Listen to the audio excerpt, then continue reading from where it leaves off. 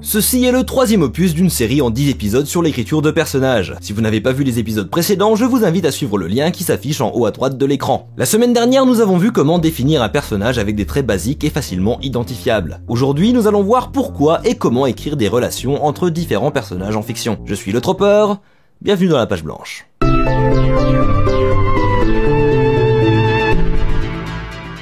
Les personnages n'existent pas dans le vide. Dans une histoire donnée, ils font partie de la même diégèse. La diégèse est l'univers interne à un récit dans lequel nos personnages évoluent et interagissent entre eux. L'importance des relations entre les personnages, c'est qu'elle instaure des dynamiques qui peuvent servir à faire avancer l'intrigue de façon plus organique. Si Alice n'apprécie pas Bob pour une raison X ou Y, on peut s'attendre à voir des conflits naître entre les deux. Établir cette dynamique dans leur relation permet de justifier les choix de ces deux personnages quand ils concernent l'autre. Les relations entre personnages peuvent être statiques ou bien évoluer au fil du temps, et ainsi créer une sous-intrigue, voire même l'intrigue principale si cette relation est au cœur du récit, et donc donner plus de raisons au lecteur de suivre l'histoire. On peut autant s'attacher à une relation entre personnages qu'à un personnage en lui-même. Si on imagine qu'une intrigue est un moteur qui s'active et tourne pour avancer à l'aide des actions des personnages, leurs relations sont de l'huile qui facilite le mouvement des engrenages. On conseille souvent de s'inspirer de la vie réelle pour écrire des personnages convaincants, et ça s'applique aussi à leurs relations. Et de la vie réelle, on peut déjà tirer des archétypes. Tout d'abord, il y a les archétypes familiaux. Que vos personnages soient liés par le sang ou non, ils peuvent représenter une famille avec tout ce que ça implique de bien et de mauvais. Un père autoritaire, une grande sœur en rébellion ou une mère protectrice, il existe des tonnes d'archétypes liés à la famille. Les utiliser permet de facilement établir des dynamiques entre personnages, puisque la plupart des lecteurs ont une famille et connaissent donc les implications des rôles typiquement attribués à l'un ou l'autre de ses membres. Les relations de famille ajoutent également des valeurs morales compréhensibles à des personnages. Il y a un lien fort qui les unit et qui justifie leurs choix et leurs actions aux yeux du lecteur. Un parent qui commet des actes criminels pour protéger ses enfants, c'est bien plus facile à pardonner puisque le lecteur peut s'imaginer faire la même chose dans une situation similaire. La famille étant sans doute le cadre relationnel le plus universel, c'est une base solide pour construire des relations convaincantes entre ces personnages. Un autre cadre archétypal assez universel, c'est celui de la hiérarchie. Que ce soit dans l'armée, au travail ou tout simplement à l'école, on a tous une idée à peu près claire de comment fonctionnent les relations hiérarchiques. Elles permettent d'instaurer des rapports de force très utiles pour mettre des personnages face à des choix. Aller à l'encontre de la hiérarchie et risquer d'en affronter les conséquences, ou bien la respecter au détriment de ses valeurs morales. Les rapports hiérarchiques instaurent des dynamiques de supériorité et de subordination très intéressantes à explorer. Les traités permettent également d'explorer les thèmes de l'obédience, du pouvoir et des traditions. Et surtout, s'il y a des rapports hiérarchiques,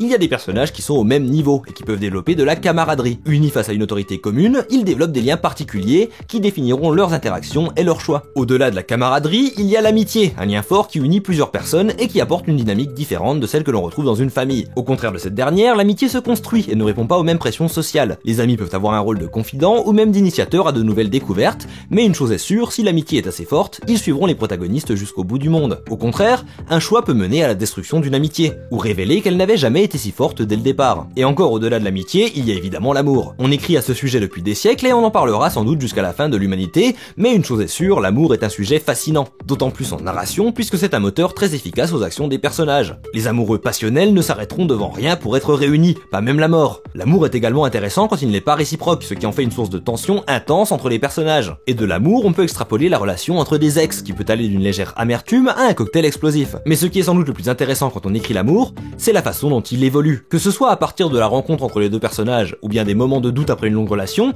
l'amour est une bonne source d'instabilité dans un récit et un vecteur important d'évolution pour les personnages. Évidemment, il n'y a pas que des relations majoritairement positives. Parfois, les gens ne peuvent juste pas se piffer, ce qui peut être d'autant plus intéressant à écrire. On a ainsi l'archétype de la rivalité, une compétition plus ou moins hostile entre deux personnages. Le rival est un bon moyen d'explorer la motivation du protagoniste et d'explorer la question du désir, puisque souvent il possède le même, mais pour d'autres raisons. Le rival est parfois un miroir légèrement déformé du protagoniste, ce qui permet d'en montrer une nouvelle facette. Et au-delà de la rivalité, il y a l'inimitié, la relation entre deux ennemis.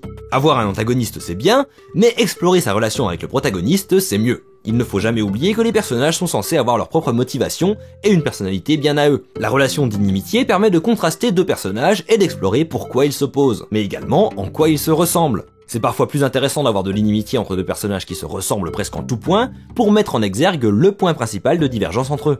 L'intérêt de toutes ces relations archétypales, c'est qu'elles représentent une base à laquelle le lectorat peut se rattacher, mais également qu'aucun de ces archétypes n'est gravé dans la pierre et qu'on peut en faire ce qu'on veut. Les relations, par nature, sont assez fluides et ont tendance à évoluer. Qu'elles se défassent ou qu'elles se renforcent, vous pouvez les modeler au fur et à mesure du récit. Ce sont des fondations solides mais malléables à l'infini. Il y a autant d'amitié qu'il y a d'amis sur Terre. Bien évidemment, ce qu'on a vu jusque-là, ce sont surtout les relations entre un personnage et un autre. Mais encore une fois, les relations ne sont pas quelque chose d'individuel et d'indépendant.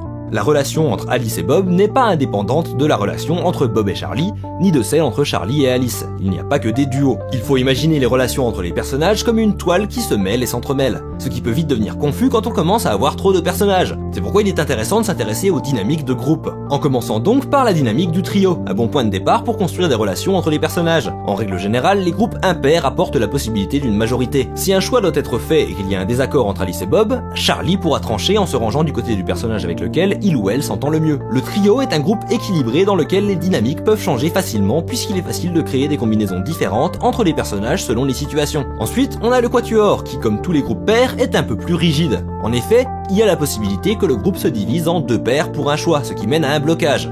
Une autre possibilité, c'est que ça finisse en 3 contre 1, ce qui est une bonne base pour raconter une histoire d'un personnage seul contre tous. À partir de là, c'est toujours la même chose. Un quintet contient un trio et un duo, et ainsi de suite. L'important, c'est de comprendre l'intérêt des rapports de nombre dans un groupe. Une équipe de 5 qui travaille ensemble sans friction, ça ne raconte pas la même histoire qu'une équipe divisée en 2 groupes inégaux. Avoir des personnages plus proches que d'autres, des sources de tension internes, permet de créer plus de conflits. Quand un choix doit être fait, le désaccord permet de montrer les relations entre les personnages, en ayant certains qui se rangent d'un côté parce qu'ils pensent que c'est le bon choix, et d'autres qui se rangent juste du côté du personnage avec lequel ils s'entendent le mieux. L'intérêt du groupe, c'est qu'il est constitué d'individus qui peuvent autant s'entraider que se mettre des bâtons dans les roues. Je recommanderais à un auteur débutant de travailler d'abord avec un trio pour voir comment les personnages s'allient et se délient. De mon avis personnel, les groupes pairs sont plus difficiles à écrire puisqu'ils se retrouvent facilement dans une situation d'équilibre dont il est plus difficile de sortir. Mais ça peut être un challenge qui vous intéresse. Et d'ailleurs, dans notre mise en pratique, il se trouve que nous avons 4 personnages. Alors voyons un peu quels archétypes nous allons pouvoir utiliser pour créer la base des relations entre eux qui évolueront lorsque nous développerons chacun des personnages.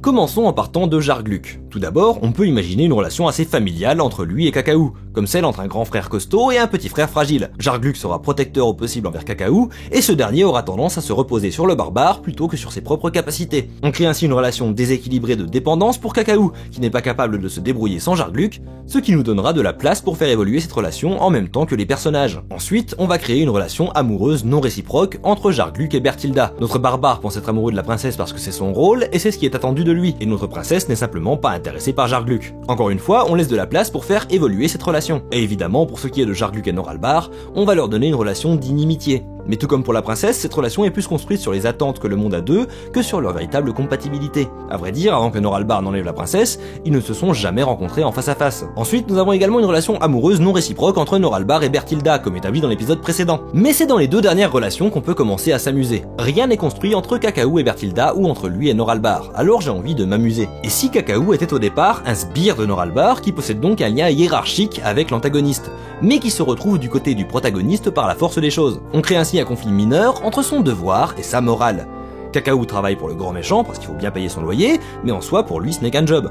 Et finalement, Cacahou pourrait très bien avoir une relation particulière avec Berthilda. Si on imagine qu'il avait pour métier de lui amener à manger dans sa cellule, peut-être qu'ils ont développé une certaine amitié. Après tout, aucun des deux n'avait vraiment envie d'être là et aurait bien préféré être ailleurs. Il y a de quoi se trouver des points communs. Quant à la dynamique de groupe, elle est intéressante ici puisque ce personnage peut avoir une raison de se ranger avec les uns ou les autres. De par le lien hiérarchique, Cacahou peut se ranger du côté de Noralbar, mais de par son amitié avec Berthilda, il peut trahir ses fonctions. C'est toujours intéressant d'avoir un personnage dont les allégeances ne sont pas évidentes. C'est ce que j'appelle une carte folle, un potentiel chaotique qui permet de renverser la balance si l'histoire a besoin d'être secouée. Mais ça, on le verra dans les prochains épisodes. Penser en avance aux relations entre les personnages peut paraître évident, mais c'est une étape essentielle qu'il ne faut surtout pas sauter. La crédibilité des personnages se repose énormément sur les interactions qu'ils ont entre eux. Comme pour les définir, il est important d'avoir des traits principaux pour créer leurs relations. Il faut aussi avoir de grandes lignes facilement identifiables. Demandez-vous quel lien unit tel personnage à un autre et vous saurez comment ils réagiront quand cet autre personnage fera un choix important. N'hésitez pas à faire des schémas pour bien vous représenter ces relations. Parfois une aide visuelle peut aider. Dans la suite des épisodes, quand nous parlerons de l'évolution des personnages,